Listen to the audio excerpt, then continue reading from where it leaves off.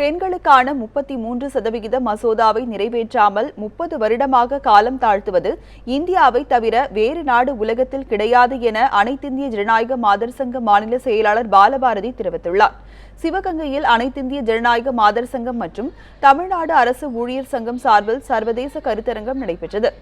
இதில் கலந்து கொண்ட மார்க்சிஸ்ட் கம்யூனிஸ்ட் முன்னாள் எம்எல்ஏவும் அச்சங்கத்தின் மாநில செயலாளருமான பாலபாரதி பின்னர் செய்தியாளர்களிடம் பேசினார். ஆட்சி அதிகாரத்தில் இருந்தபோதும் திமுகவும் காங்கிரசும் பெண்களுக்கான 33% இடஒதுக்கீட்டை மசோதாவை நிறைவேற்றவில்லை என அப்போது அவர் கூறினார்.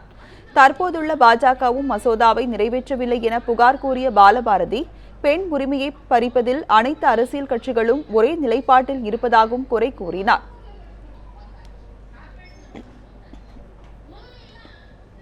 ஒரு 30 ஆண்டு காலமாக இந்திய நாட்டில் ஒரு பாராளுமன்றத்தில் நிறைவேற்றப்பட்ட மசோதா சட்டமாகாமல் கிடக்கிறது.